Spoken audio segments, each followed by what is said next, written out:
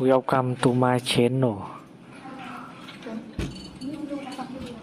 Try to hear the latest story.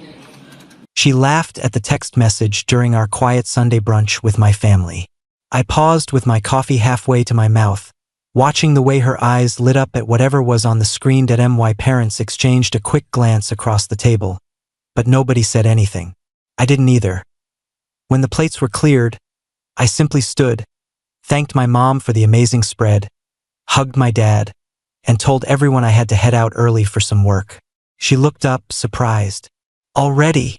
I nodded, smiled politely, and left without another word. By the time I got home to our apartment, the one I'd bought outright 2 years earlier and where she'd been living rent-free for the last 18 months, I was already calm. Not angry, not devastated. Just clear. I spent the next hour gathering every trace of her. Clothes from the walk-in closet, skincare bottles lining the bathroom counter, the decorative candles she insisted on burning even though I hated the scent, her laptop charger, the framed photos of us from trips I'd planned and paid for, the soft throw blankets she'd draped over every surface. Everything went into sturdy moving boxes I'd ordered months ago for a renovation that never happened. I stacked the boxes neatly in the hallway outside the door. Then I called a locksmith who owed me a favor and had the locks changed within 90 minutes. Deadbolt, handle, everything new. She arrived home around dusk, still carrying the light mood from brunch. I heard her humming in the elevator. The key scraped once, twice, then stopped. Silence. Then the rapid punches on the intercom button. I didn't answer.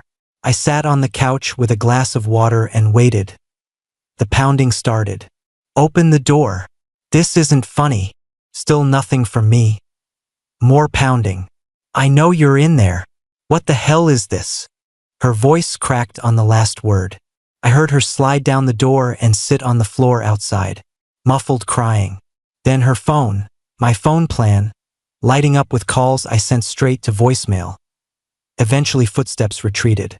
Car engine started. Silence returned. Hey everyone. Before I go any further, if you're enjoying these stories, please consider subscribing and tapping the like button. It really helps the channel grow. Thank you. I think most guys have a moment when they realize they've been the backup plan. We just usually bury it deep because facing it means admitting the person we've built our life around never truly chose us first. For almost 2 years, I was Claire's reliable option. I was the software engineer with the steady paycheck who covered the mortgage on the downtown loft she loved showing off to her friends.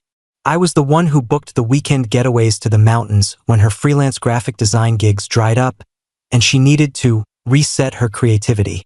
I was the one who listened to her talk for hours about her dreams, her frustrations, her past. I was calm, consistent, and, according to her, thoughtful. But I wasn't Ethan. Ethan was the adventure photographer she dated for 3 stormy years before me. The one who dragged her across continents on a shoestring budget, who disappeared for weeks on shoots in remote places, who forgot birthdays but sent postcards from places most people only see in magazines. Whenever his name came up early in our relationship, she painted him as reckless, irresponsible, a heartbreaker who left her insecure and exhausted. Yet the way she described those years, her voice softened, her face brightened. It was wild, she'd say, staring past me while I folded laundry. We never knew what the next day would bring. It was exhausting, yes, but God, it felt alive. Alive. The word she never used for us. I tried to bridge the gap.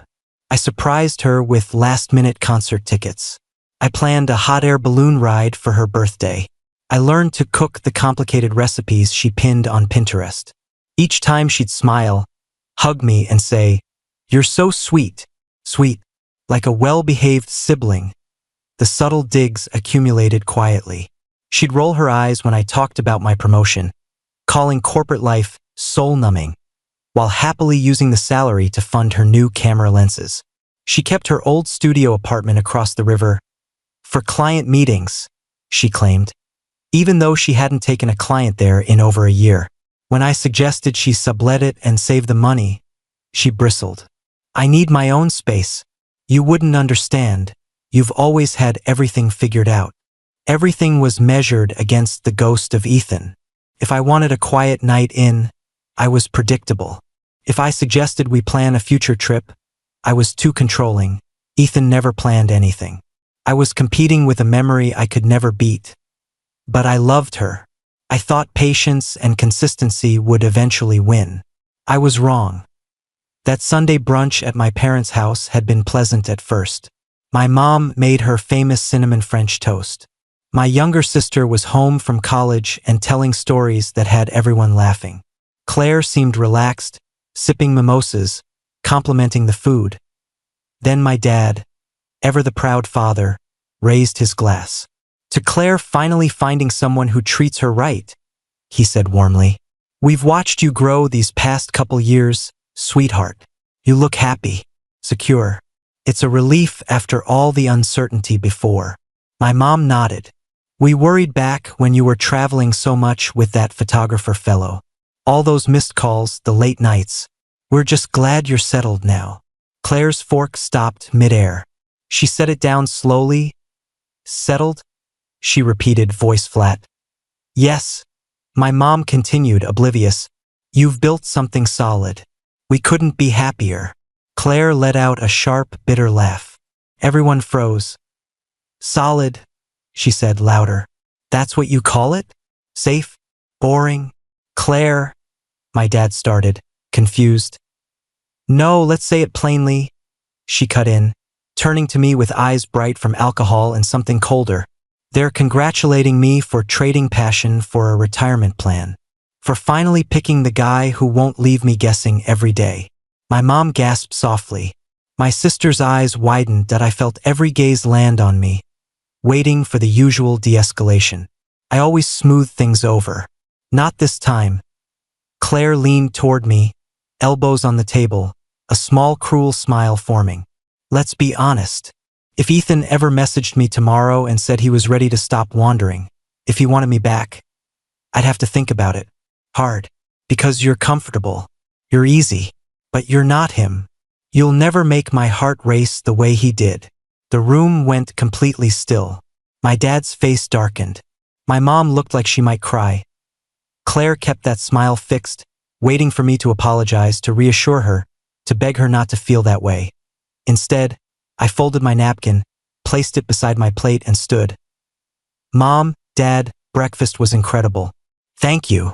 I hugged my mom, shook my dad's hand, nodded to my sister. I didn't look at Claire. Where are you going? She asked, confidence wavering. Home, I said simply, and walked out. The drive back was quiet. No radio.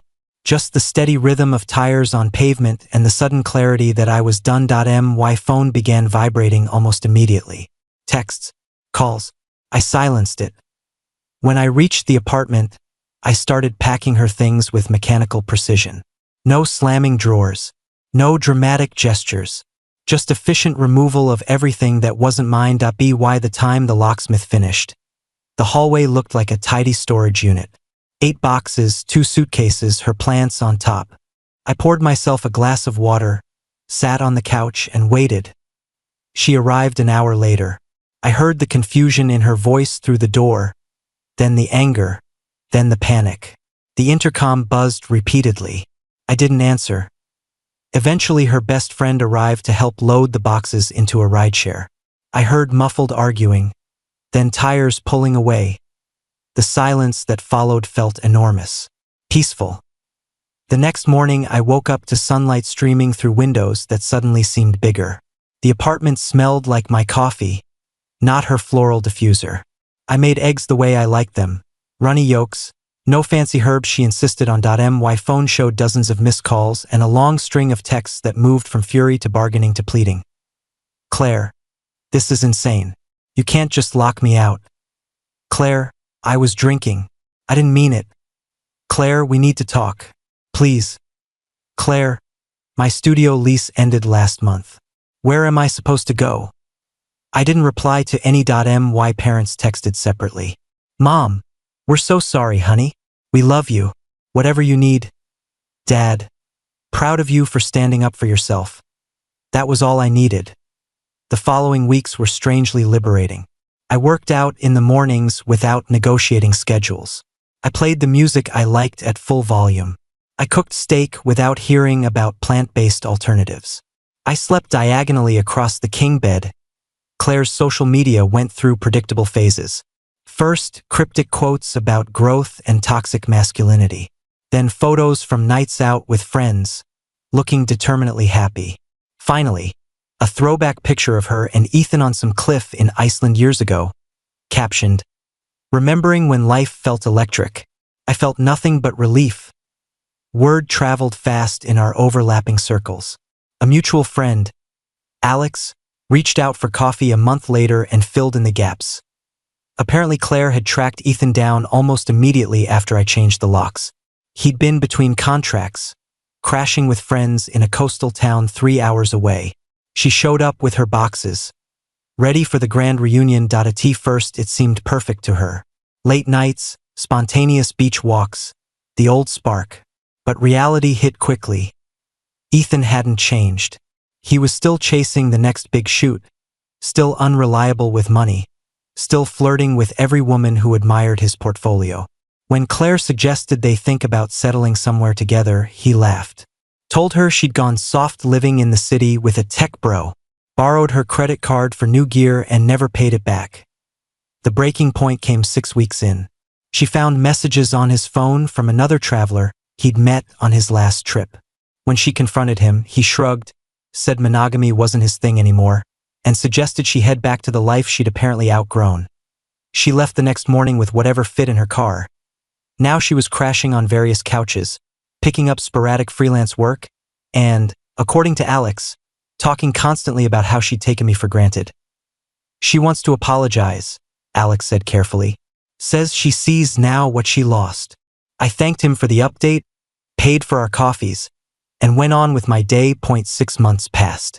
My work thrived without the constant emotional maintenance. I traveled for pleasure, not to prove anything.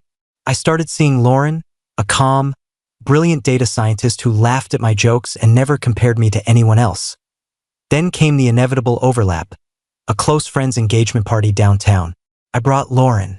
Claire was there. I spotted her near the bar, thinner, hair dyed a shade that didn't suit her, clutching a drink like it was anchoring her. When she saw me, her face shifted, surprise, then something raw. She waited until Lauren stepped away to greet someone, then approached. "Hey," she said, voice small. "Hey, can we talk? Just for a minute." I glanced toward Lauren, who was chatting happily with mutual friends. I turned back. "Sure." We stepped onto the quiet balcony overlooking the city lights. "I owe you the biggest apology," she started, eyes already glassy. "I was awful, cruel. I took everything you gave and treated it like it was nothing. I thought the grass was greener, that excitement mattered more than respect. I was wrong. I waited. I miss you," she continued, voice breaking. "I miss how safe I felt, how you always showed up. I thought I wanted chaos, but it just destroyed me. You were the best thing I ever had." She reached for my sleeve. I stepped back slightly. "I'm glad you see that now," I said evenly. "But it doesn't change anything." Her lip trembled. "We could try again. Slowly. Coffee, maybe? I've changed." "No," I said gently. "You didn't want me when you had me. You want me now because the alternative hurt. That's not the same thing." Tears spilled over. "Please. I know I don't deserve it, but..." "You don't," I agreed. "And I'm not available anyway. I'm happy, really happy, with someone who chooses me every day, not as a fallback." She stared, mascara beginning to run. "I wish you well," I said. "I truly do, but there's no going back." I turned and walked inside, found Lauren laughing with friends, slipped my hand into hers. She smiled up at me, eyes warm, present. We danced later under string lights while a band played something slow and simple. I held her close, breathing in the quiet certainty that I was exactly where I was meant to be. Claire faded into the background, just another face in the crowd. A chapter closed. And for the first time, I wasn't waiting to be chosen. I knew I already was. Thanks for listening. If this resonated with you, please like, subscribe, and let me know your thoughts in the comments. See you in the next one.